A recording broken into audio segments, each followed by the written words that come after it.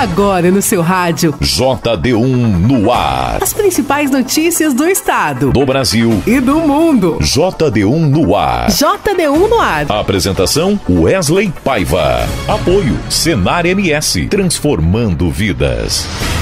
Olá, terça-feira, dia 2 de julho de 2024. A partir de agora aqui no seu rádio, eu, Wesley Paiva, apresento o JD1 no ar com as principais notícias aqui do estado, do Brasil e do mundo. Em parceria com 32 emissoras de rádios FM em Mato Grosso do Sul, o JD1 no ar tem o apoio do Senar MS, Transformando Vidas. Destaques do dia. Governador Eduardo Riedel entrega mais de 2 milhões para escolas destaques na alfabetização em Mato Grosso do Sul. Entra em vigor plano para reduzir impactos das mudanças climáticas. Plenário da Câmara pode votar reforma do ensino médio. Também está na pauta do plenário parcelamento das dívidas previdenciárias de municípios. Licenciamento de veículos com placa final 6 devem ser pagos em julho em Mato Grosso do Sul. Focos de incêndio no Pantanal estão sob investigação da Polícia Federal. E hoje o clima amanheceu ameno, mas temperaturas voltam a subir em Mato Grosso do Sul. JD1 no ar. Previsão do tempo. A rápida passagem de uma frente fria deixa as manhãs mais amenas em Mato Grosso do Sul, mas a tendência é que a partir de hoje, terça-feira, as temperaturas voltem a subir gradativamente em algumas regiões, afastando completamente o tempo frio que permaneceu presente durante o final de semana. Segundo o Centec, Centro de Monitoramento do Tempo e do Clima, a previsão indica tempo estável com sol e poucas nuvens, onde mais um dia não há previsão de chuvas para as principais regiões, principalmente Corumbá, que enfrenta os incêndios florestais. Nas regiões Pantaneira e Sudoeste, esperam-se mínimas de 16 e máximas de 32 graus. Já para as regiões Norte, Leste e Bolsão, esperam-se mínimas de 16 e máximas de 31 graus. Em Campo Grande, são esperadas mínimas de 17 e máxima de 29 graus. Além disso, esperam-se baixos valores de umidade relativa do ar entre 15% e 30%. JD1 no ar. Agro. E agora tem as principais cotações que movimentam o mercado agropecuário, começando com a arroba do boi gordo, que está cotado a R$ 207. A arroba da vaca gorda hoje está cotado a R$ 190,50. O milho seco saca 60 quilos cotado a R$ 48 e a soja em grão saca 60 quilos cotado a R$ 126,50. Essas foram as principais cotações do mercado agropecuário de hoje, terça-feira. JD1 no ar.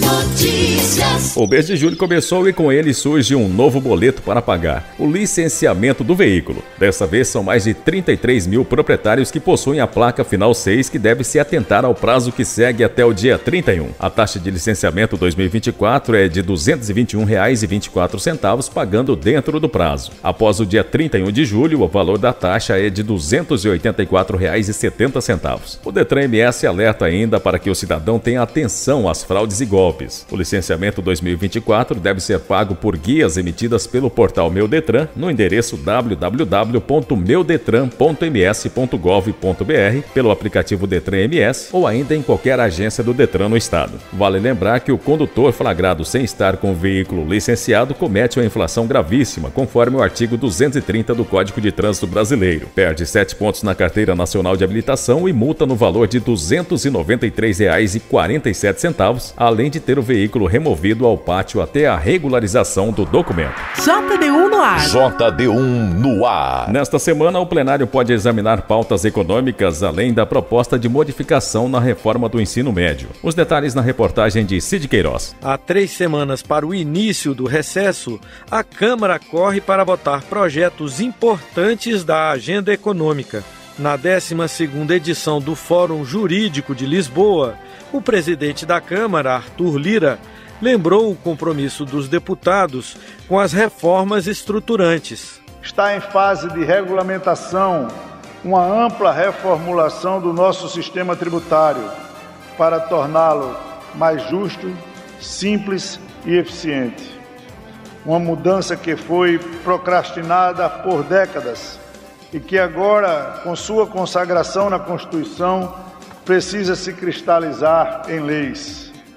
Essa é uma hora das reformas estruturantes, que dará ao país melhores condições para ser competitivo no mercado internacional, independente dos caminhos ditados pelos avanços e recuos da globalização. Antes da regulamentação da reforma tributária, o plenário deve apreciar o projeto que institui o Programa de Microcrédito e de Renegociação das Dívidas dos Pequenos Empresários, o Acredita Brasil, e o projeto que prorroga incentivos para a produção de energia limpa, com o objetivo de conter o aumento na conta de luz.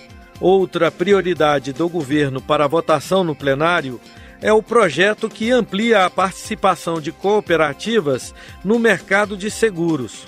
Duas propostas aprovadas no Senado retornam à Câmara para a apreciação dos deputados. O projeto que autoriza o governo a criar o Fundo de Investimento em Infraestrutura Social para a conclusão de obras nas áreas de educação, saúde e segurança pública, e o projeto de reforma do novo ensino médio.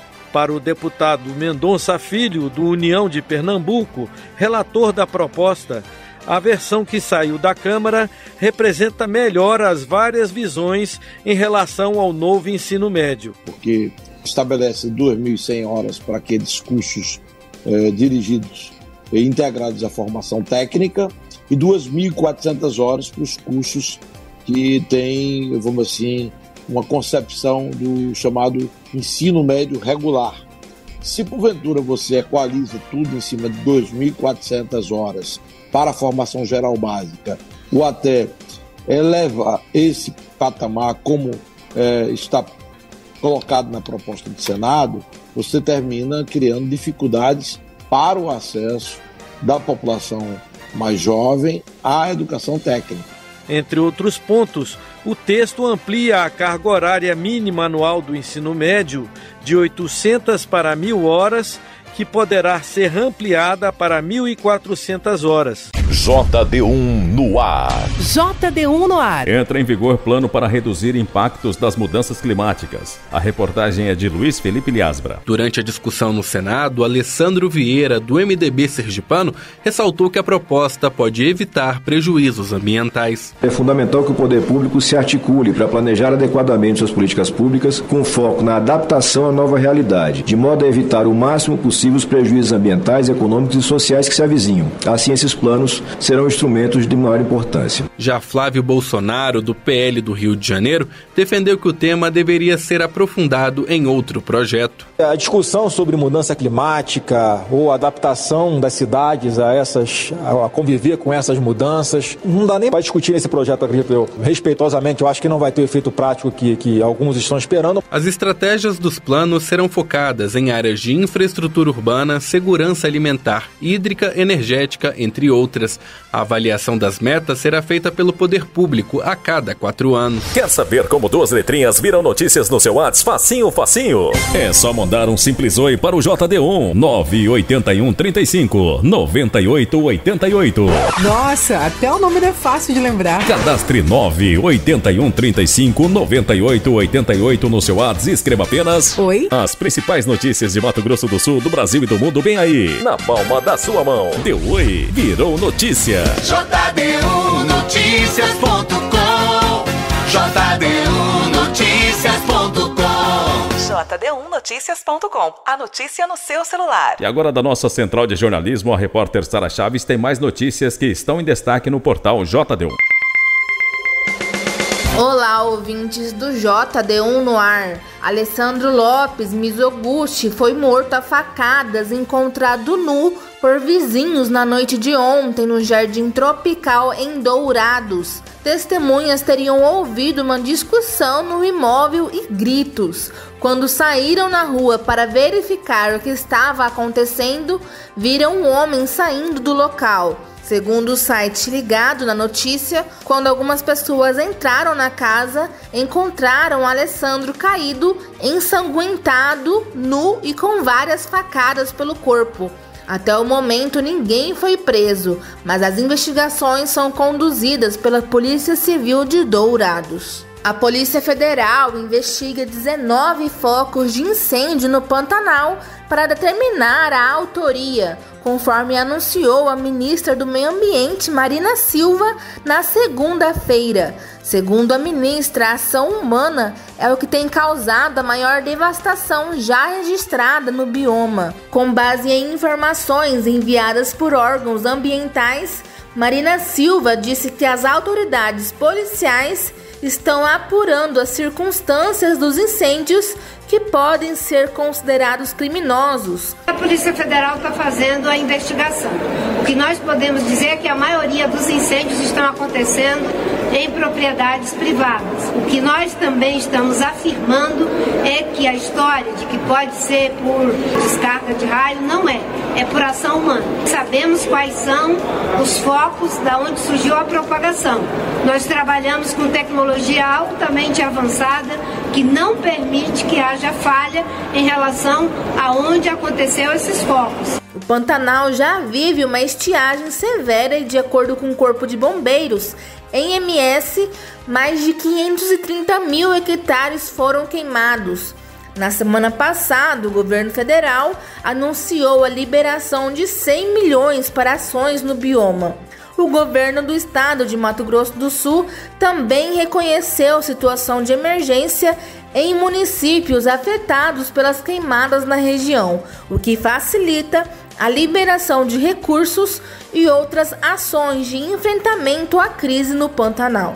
E o governador Eduardo Riedel entregou nesta segunda-feira mais de 2 milhões para as 30 escolas que apresentaram o melhor resultado de alfabetização pelo programa MS Alfabetiza, Todos pela Alfabetização da Criança. As escolas que se destacaram foram de Angélica, Mundo Novo, Deodápolis e Laguna Carapã, com mais de 80% dos estudantes alfabetizados nos municípios. No total, serão destinados 80 mil para cada uma das 30 escolas destaques, totalizando um valor de 2,400 milhões.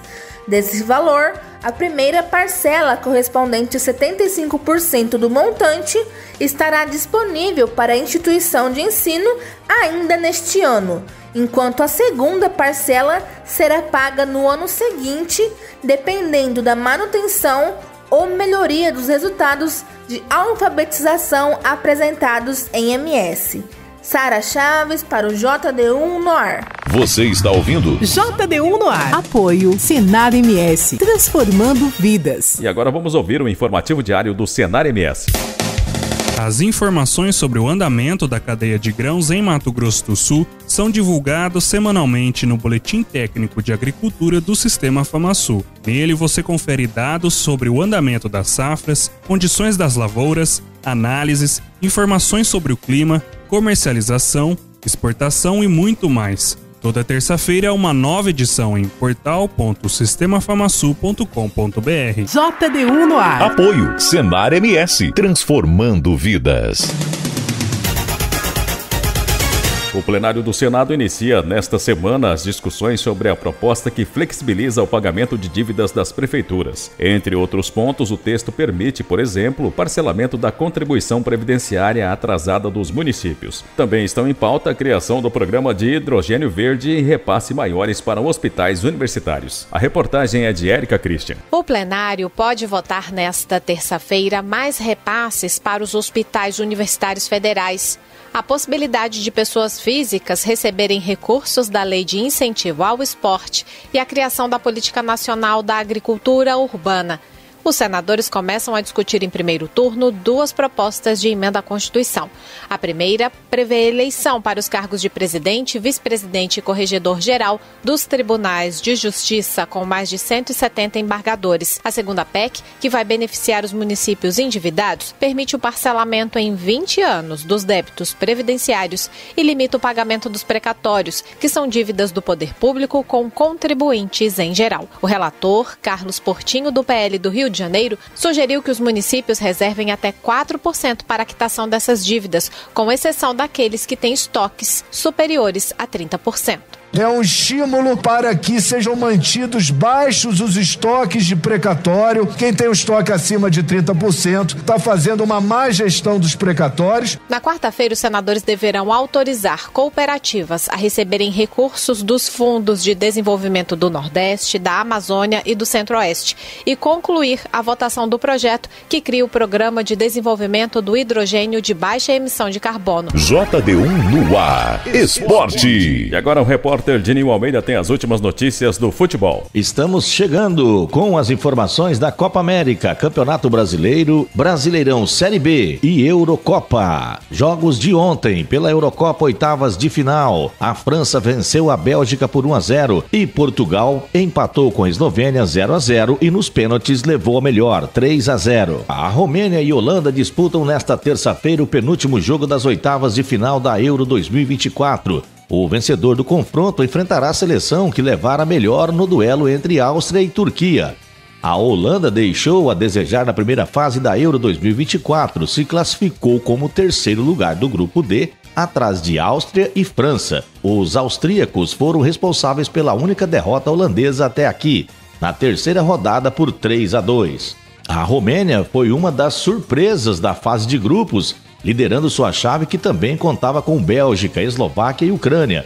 Com uma vitória, um empate e uma derrota na primeira fase, o torcedor romeno espera que a equipe repita a boa atuação da vitória por 3-0 sobre os ucranianos na estreia da Eurocopa. Pelo Campeonato Brasileiro da Série B, o Santos venceu a Chapecoense por 1-0 na Vila Belmiro e o CRB empatou com o Brusque em 1-1. Pelo Campeonato Brasileiro, o último jogo da 13ª rodada, as inúmeras ausências do Palmeiras para o clássico contra o Corinthians na noite de ontem deixaram o torcedor apreensivo sobre o que esperar da equipe diante de um de seus maiores rivais. Mas quando a bola rolou, o Verdão provou mais uma vez como tem resiliência nesses momentos de instabilidade. E mais do que isso, comprovou a força de suas categorias de base, que vem gerando frutos todo instante. Ainda no vestiário, Murilo foi cortado devido a entorse no tornozelo esquerdo. Em seu lugar, Vitor Reis foi escolhido para a defesa. Com apenas 18 anos, ele teve ao seu lado Naves, de 22.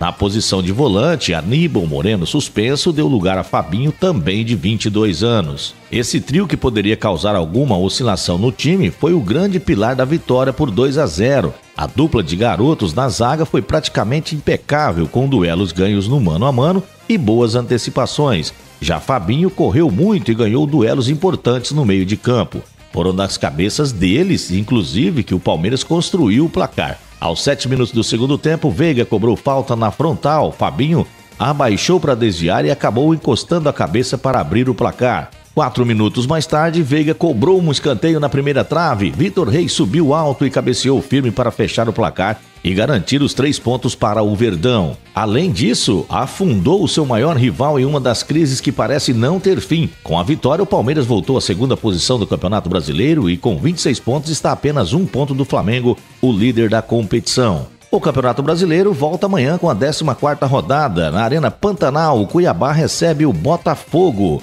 Em São Januário, o Vasco recebe o Fortaleza. O Criciúma recebe o Cruzeiro no Heriberto Russi. Na Arena MRV, o Atlético Mineiro recebe o Flamengo. No Nabia Bichedid, o Red Bull Bragantino enfrenta o Atlético Goianiense. O Atlético Paranaense recebe o São Paulo na Liga Arena. Após a 13ª rodada, a classificação do Campeonato Brasileiro atualizada ficou da seguinte maneira: Flamengo em primeiro lugar com 27 pontos, o Palmeiras com segundo com 26 pontos, em terceiro está o Botafogo com 24 pontos, em quarto está o Bahia com 24, abrindo a zona de rebaixamento, o Atlético Goianiense com 11 pontos na 17ª posição, em 18º está o Grêmio com 10 pontos, em 19º o Corinthians com 9 pontos e o lanterna é o Fluminense com 6 pontos.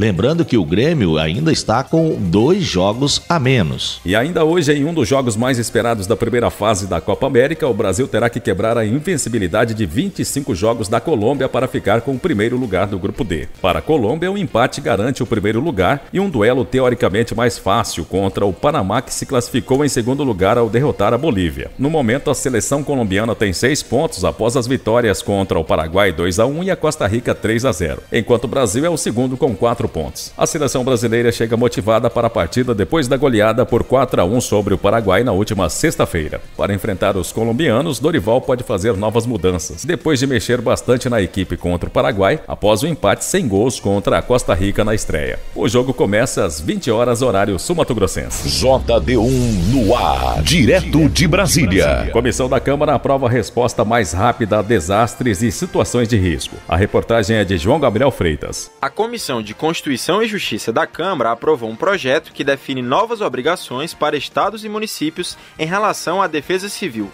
principalmente em casos de desastres.